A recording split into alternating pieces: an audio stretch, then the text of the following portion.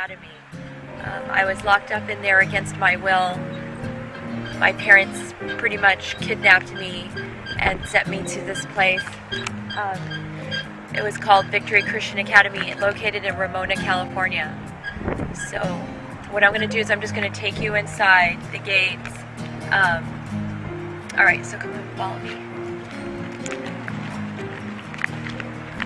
They completely changed it. It's 12-foot fence with barbed wire on top, but they took the barbed wire down, and this whole property had the 12-foot fence with the barbed wire on it, but that has changed over the years.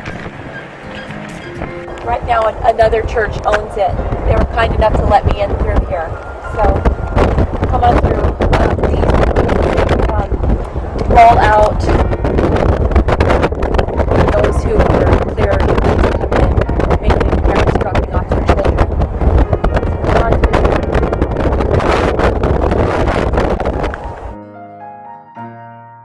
Janine Miller, and I am a survivor of institutional abuse. 24 years ago, I was sent to this place against my will, and I was in a lockdown for 8 months.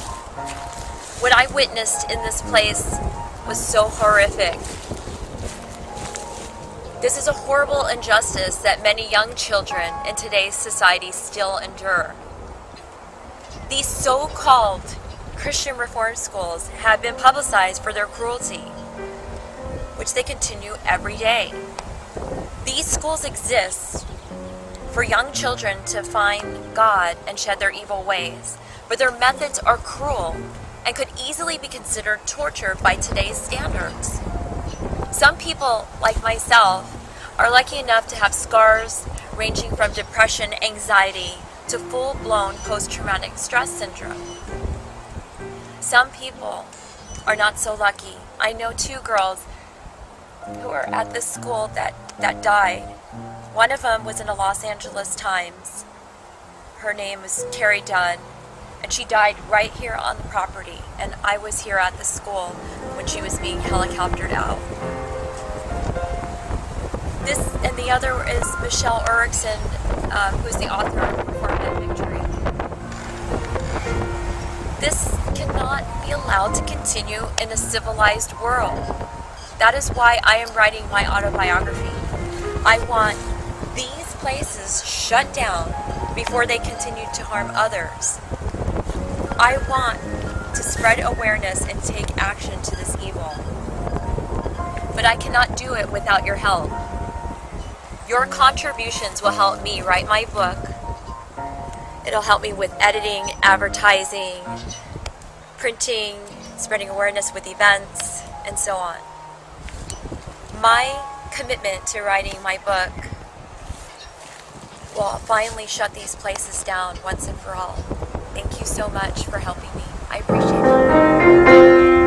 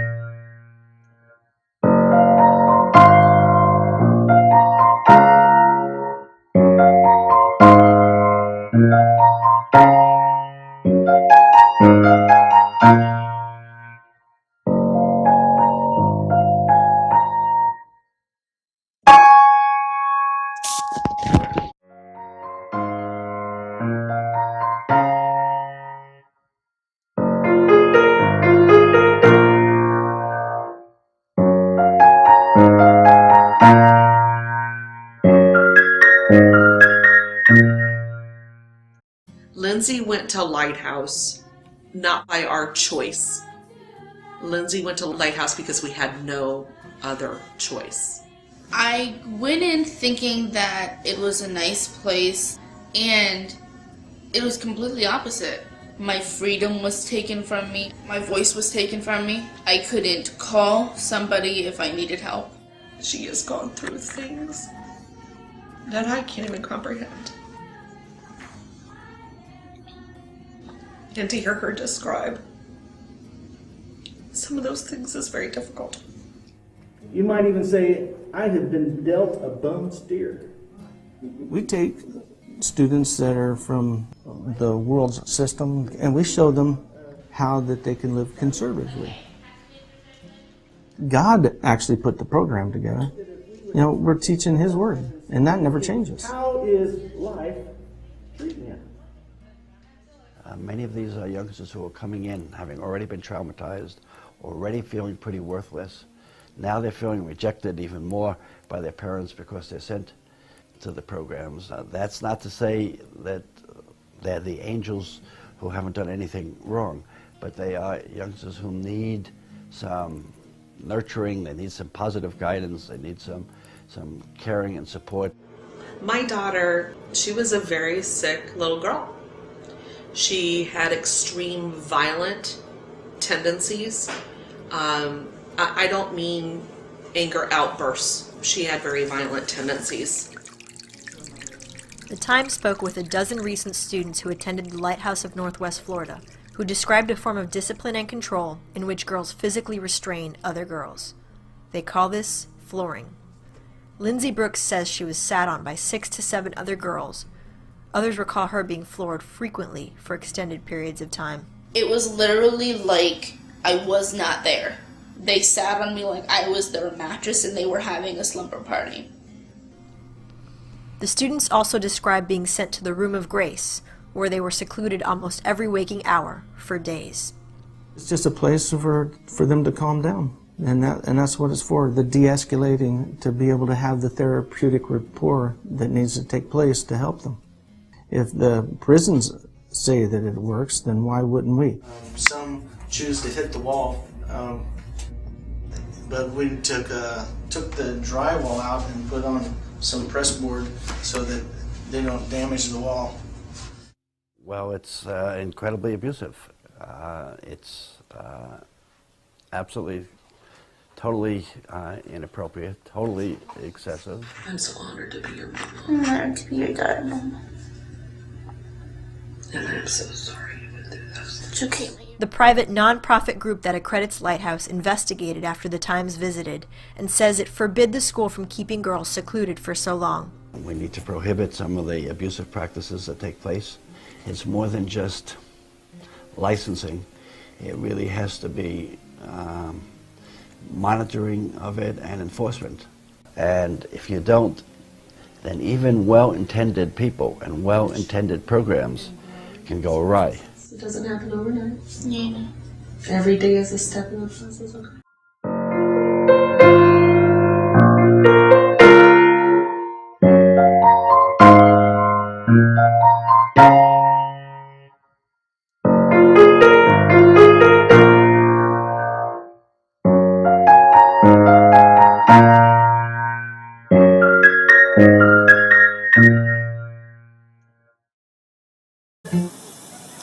Like a boot camp, concentration camp, a cult, all intertwined, and this was all in the name of God. And I was actually a strong Christian before I went into this place, and I was made to feel like an untouchable. And when I got out, I felt like I couldn't even fit into society. I was locked in there for 8 months, and the first month was enough damage. I was already damaged after the first month of being in there.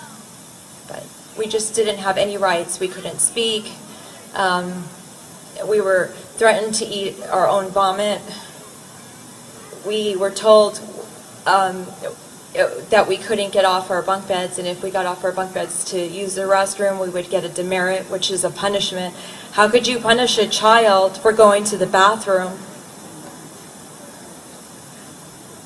This is just illegal, and I don't understand why they have are not these as places strong as open adults. today. They need our help.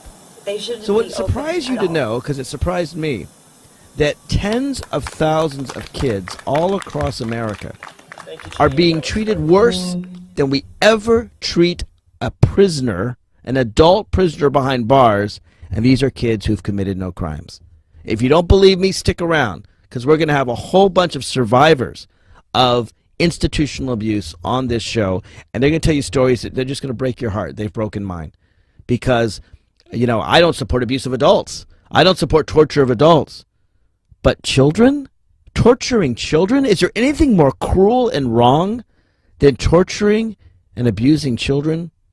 Enough of me. Let me get to some of the people that, that have suffered this and are so brave and so courageous. The person that I have next to me, Janine, I met her last year at the first Survivors Convention. I confronted my parents about sexual abuse that was happening. Oh my God! In the family, and they didn't believe me. And of course, so you, I don't mean to pry, but you were sexually abused. I was sexually abused by a family by member. a family member, and you said, "Hey, this family member has molested me." Right. And they didn't believe you. They didn't believe me. I was on the stand. I was in a trial, our personal family trial, basically. Right. How old were you at the time? I was 16 years old, and so the time of the abuse happened when I was 15. And you confront your parents, and you say, "Hey, this guy in the family raped me." You would think you come to mom and dad, you'd get a lot of sympathy. Right. And you didn't get that. I didn't get that. I didn't get the proper treatment that I needed for that, counseling. Basically what they did was they had told me they tricked me into it and said they were going to take me to a psychiatrist. And I believed them, and they took me to Ramona, California. It was a 12-foot fence with barbed wire, and Wow. it was too late. I was already inside the gate. Now, this is astonishing because you've been raped, you've been victimized. That in itself, all by itself, is a horrific crime for which we put people away for the rest of their lives. You then come home to your parents to tell them, of course that's who you'd come home to your parents, to say, "Hey, this guy raped me," and they victimize you further by not believing you and not trusting you, and then you're sent away to a prison camp, and you're a complete victim here. It's amazing that this is legal in America. So tell us about the camp. What was Victory Christian Academy like? So excluding the torment that I experienced at Victory, let's just take it to the stop at the gate. I would say that that was far worse than the actual sexual abuse I experienced. I feel that I was so betrayed by my parents, and to just take me to the gate, and then leave me there at Victory. That was the biggest betrayal So they just like pushed you out of the car and said bye. I mean, I don't want to put words in your mouth. How did it happen? So basically, to the point where they had taken me. Of course, when they put me on the trial stand at home, you know, prove it. I was getting angry naturally and crying and upset. Sure. So you know, they just thought I was an out of control teenager. You know, even though you were a kid with a 3.5 average who's a goody two-shoes at school. Right. Did they ever consider that maybe this family member had in fact raped you? They kept going back and forth. It would either be, "I don't believe you, you're lying, you're just doing this for attention," or "My daughter's wild." Did you have a good relationship with your parents prior to this incident? No. No. That's why I ended up living with other family members. If you don't mind, so even before you confronted them with the incident, you've been placed. So your parents basically, let's face it, weren't very good parents. Right. And that's part of what we're dealing with here. Not every parent is a good parent. Not every parent should have a child. All right, so you're placed in this institution, Victory Christian Academy. How long were you there? I was supposed to be there for a year, and lucky for me, I got out after 8 months, but the first month of being there, the damage was already done. Describe what happens. You got to understand, very few people have been in these places, and we really don't know what goes on there. So please explain what a frightened, sexually molested 16-year-old girl is dropped off by her parents, who's been betrayed by them. What do you see when you get there? I mean, your mind must be whirling already before you even walk in the door. A preacher by the name of Michael Palmer took me into his office with my parents and said, "You have given your parents enough trouble. You were here for a year." And they knew they knew it because they knew where they sent me, that this was a reform school, because obviously it was for troubled kids, because he specifically said, "You gave them trouble. And I said, how could you do this to me? How could you do this to me? And the other staff had taken me back to the showers. And they physically grabbed you. I mean, I assume you didn't want to go. I didn't want to go, but I really didn't put a fuss in because I knew what the repercussions would be. You could figure that out I already. could figure that out. So I just went along with the program because I knew that if I were to try to run, I would be tackled or worse. What did you see happen while you were there in the 8 months? What happened to other girls? What kinds of abuses did you see go on? I actually have the most horrific thing that I actually witnessed, that I actually put in a letter to Congress, is a 13-year-old girl being tormented in the name of God. By the way, please let me reiterate that this is a Christian reform school. You couldn't just do whatever you wanted. This was a boot camp / concentration camp / cult. Girls were around in a circle, and inside the circle was a 13-year-old girl with duct tape over her mouth, crying. Her hands were behind her back, handcuffed. She was bound to a chair. I thought one of the other girls had put her in there. To my amazement, it was all orchestrated by a staff member. I was horrified. I couldn't believe it. I couldn't save this girl. I couldn't go to my bunk and say, excuse me, I want to go read my Bible. I don't want to participate in this. You had to participate in this. You had to watch. So it wasn't just that this girl was clearly tortured and abused. You had to watch it. I had to watch it and not say anything, because if I said something, if I tried to help her, if I took the duct tape off of her, I would be the one in a solitary confinement, or maybe even just like her in a circle. So what are some of the things they did? They put the girls who would not comply, they put them in solitary? In solitary confinement. Anything with food or shelter, or and in some of these cases, we're going to talk to some other survivors, they were locked in closets or forced on marches, anything like that? Yes, let me back up. Sure. Let's go back to the 13-year-old girl in the circle, and I'll close with this. She was in a circle crying. She could have suffocated. That's true. All the girls in the circle were going around saying something derogatory about her. Oh, my God. Lowering her self-esteem in the name of God. This is in the name of God. How can you slap on your title, Christian Academy? How can you do that? I just cannot believe that this is happening in America. And it's not just this school, it's many. All right, let's move on to solitary confinement. I was actually locked up in solitary confinement the first time I got there, and I was locked in there for 8 hours. A preaching tape was going on, and that's when I figured out they were abusing the girls in there. I knew they were abusing because I heard the sermons, and that to me was not Christian. I've never heard that in a church before in my life. It was an independent fundamental Baptist, and I didn't realize where the hell I was or what this denomination was until I actually got out. And what was in those tapes? What kinds of things? Basically, this preacher was calling the girls whores, blaming them for being raped. It was their fault. Were you blamed for being raped? Yes, by them. You told them what happened? And I tried thinking that they were rational people. No. They actually sat down and had me pray to God, asking God to forgive me. As if you'd done something As wrong. if I've done something wrong. Any rape counselor would have, I don't know, just would have went off on them. What does this do to your brain? I mean, you're trained that being Christian is good. You're a good religious girl. You have I love God.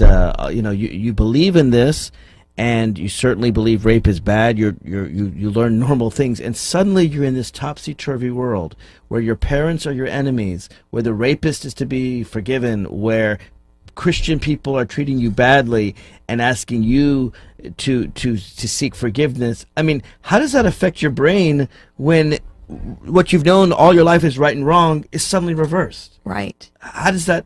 Did you have a breakdown? I mean, how do you deal with that? I couldn't even have a breakdown at this place. They wouldn't even let you react. You were like a soldier in the middle of a war. You couldn't even react. You had no time to react. If you reacted, they would punish you further. And give me again some of the punishments. So there's solitary. What were some of the things they would do? Verbally abuse you in chapel, call you out. So in the middle of chapel, a preacher would call you out or call you a heathen.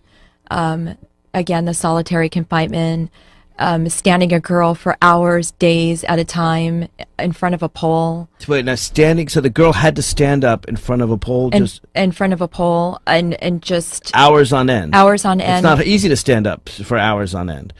And what happens if she wanted to sit down? Solitary confinement. Or other punishments. You know, it's interesting. John McCain has talked about the fact of how horrible solitary confinement is. We actually, as prisoners, there are restrictions on how much you can place a hardened murderer in solitary because it's seen as a particularly harmful and damaging treatment, and yet they were doing it to teenage girls. Yes. I also want to talk about the buddy system, too. It was the biggest form of degradation to me. When I first got there, I had to be on buddy for a month. And what buddy is that you follow a girl for 1 month, 3 feet behind. You were 3 feet behind. So it was almost like an invisible dog leash. In fact, they went a step further that if you got out of the 3 feet and fell behind, they would actually put a dog leash on your wrist to the buddy. So it's all about control and degradation. Yes. Now, what's interesting is I assume your buddy was a fellow, I guess the word is inmate or right, another student. In fact, my buddy was 12 years old and I was 16. So this is another student. And is she ordering you around now, this 12-year-old? Pretty much, telling me the rules, what to be expected, what I could say, what I cannot say. Freedom of speech was taken from me. I couldn't talk to any of the girls. I couldn't look them in the eye. What happens if you looked them in the eye? I would get punished. You would get punished. With Things like solitary. A demerit, solitary confinement. Demerits were, I will not look at another girl. I will not look at another girl. 100 times, sometimes 500 times. So, after 8 months, when you get out of a place like this, how does that affect you for the rest of your life? You're a beautiful woman. You have a wonderful husband. I've met him. You seem to have a pretty good life. How does what happened to you many years ago as a teenager, how does that affect you today? I'm not going to lie to you. It's a fight. It's been 24 years. And I do, on the outside, people would think I have it together. And in we have so many facets to us. In a lot of ways, I am together.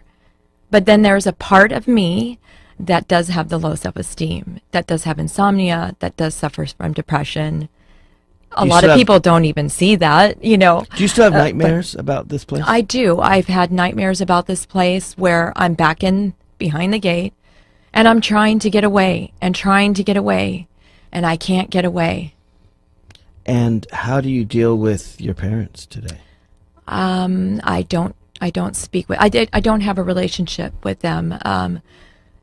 I don't blame you. I've tried 3 years after. I didn't speak to them for 3 years. I left home at 17. For 3 years, I didn't speak to them. And then, you know, I went back.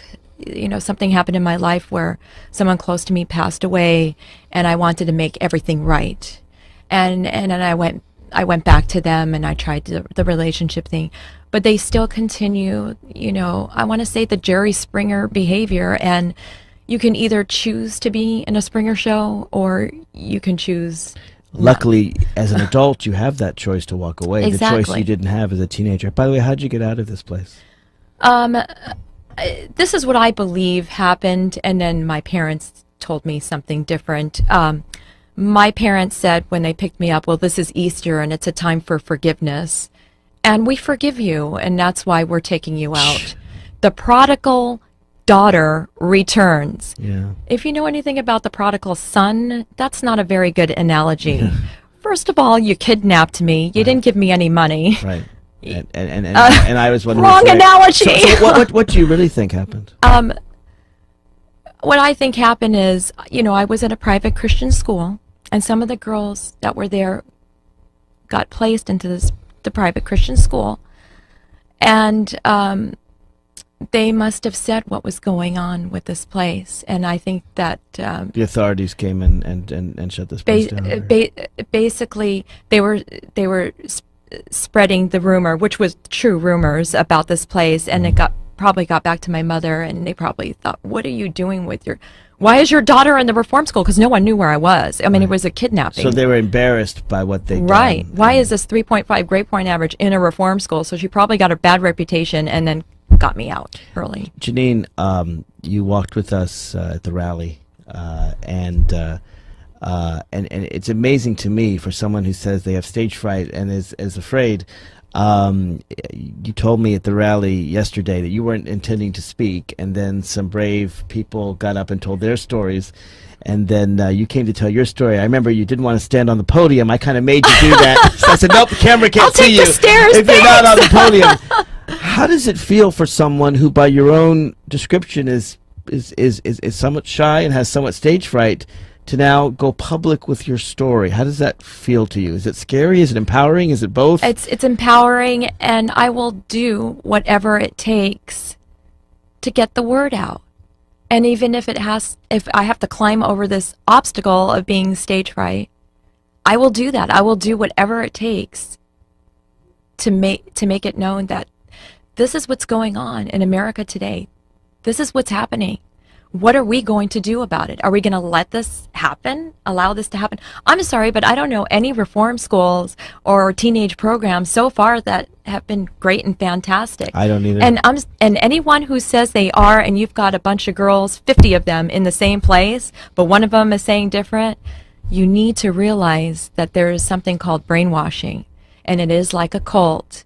And after a while, you start believing these people, and did you communicate with your parents during those 8 months? I had no other recourse. If it was my choice, I wouldn't have. Right. But Yeah. did you write letters to them? I had to. And twice a week. And I couldn't write anybody else, by the way. Only Nobody. your parents? I had more rights in jail. I should have been in jail. When you wrote your parents, could you tell them the truth? No. What even would if happen if I did, we're talking about my parents here. Right, you that's know. true. You didn't have very... Let's just say I had normal parents. Right. Normal parents that believed me. I couldn't say, "Please help me.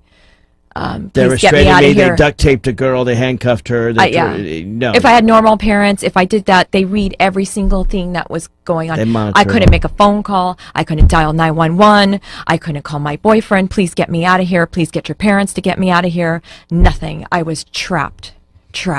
And this is what I'm trying to bring the focus on. It's amazing to me, as most of us, again, would, if it, we would treat a child better than an adult, and yet in America you have legal rights as an adult and not as a child. And if you happen to have horrible parents, as I'm sorry you did, Janine, that's not Janine's fault. You can't help where you're born. You can be completely abused. It always strikes me that if a parent abuses a child, if a parent were to duct tape a child and handcuff her to a chair or make her stand all day, you call Child Protective Services, they would come in, they throw that parent in jail, but the parent can pay someone to do that, and suddenly it's okay? It doesn't make any sense. It Janine, doesn't. thank you so much for your bravery, for sharing this story, for being courageous enough to come on the radio. Thank you so much for having me here, and I love you for doing this for us. Thank you so Janine. much. I appreciate that so much. I got my earphones on. So in fact, I should probably take them off. Folks, if you want to call in and join this discussion, I encourage you to do so. We're going to have a testimony from survivors for the whole next 2 hours. Many have similar stories from Janine. Some things are a little bit different, but the same theme is the same. Helpless kids who've done nothing wrong being tortured and abused. Why does this go on in America, and what we can do to stop it? There's actually a bill in Congress to stop it. I'm going to talk about that in just a few minutes, too. If you want to call in, 202-889-9797. 202-889-9797. This is Mark Levine and the Inside Scoop. We'll be right back right after this. This abuse by the pastor of his church in Ramona, California, and he abused many girls in this place. We got it closed down in 91 and 92, and then he moved it over to Jay, Florida. He also opened Genesis by the Sea in Mexico, which that got shut down because they found abuse going on in that place. And in Jay, Florida, it was open for 24 years. Because it's been 24 years and the place just got closed down thanks to Alexandra Zayas from the Tampa Bay Times. Unfortunately, there are so many schools like this. They're unlicensed, some of them, and some are licensed and they're still abusing children. We need some regulation going on by the state, because obviously there are too many survivors out here to tell the story. I don't want to hear any more stories about abuse that's going on. We are in a civilized world, or at least I thought that's what this nation is all about. The United States of America, we shouldn't have these types of things going on. I will take you inside this hellhole in my book. I witnessed a girl being duct taped, girl saying something derogatory about her in the name of God, a pastor separating the sheep from the goats, Christians from the non-Christians and putting them in piles. Is he God? Doctrine, his doctrine that was instilled in us, telling us that we were going to hell, we were worthless and untouchable, a reform school. I believe that these people think that in order to change your child, they need to instill these scare tactics. Some of them were force feeding, locking up in solitary confinement. I was locked up in solitary confinement when I got there because I was crying and I didn't want to be there. You couldn't react. You learned how to disassociate while you were there. Basically, a soldier going through a war, you couldn't get emotional about anything. You didn't have time to do that because you were so busy going through the program, and if you reacted as a normal human being, you were punished in isolation. You were already an untouchable even when you were going through the program, but they made you an untouchable inside the world of girls that were untouchable to society. It was some kind of, I want to say concentration camp, but I don't want to offend anyone, but when you are threatened to eat your own vomit, when you are put in isolation, when you have an invisible dog leash of 3 feet behind a girl in the school, or where you have other girls that are trained to abuse, it's a certain kind of hell that's here on our soil in America, and I really want it to stop. I've met so many survivors from different places. I thought this place was a fluke. I thought this was the only school, and I was going to help contribute, shut this place down in 91 and 92, and I thought my hands were clean. They are not clean of it. It is still going on, and I hate seeing that these types of abusive behavior still continue across our nation. I keep hearing it. I see it in the newspaper. The Tampa Bay Times exposed several schools just in the state of Florida. Just in Florida. And that's still not cleaning everything up. We need to do something about this. My book is definitely going to expose what went on behind the scenes here. And I'm going to do my best to help clean up America. Thank you so much for helping me and for contributing to my book. I appreciate it. It's for a good cause.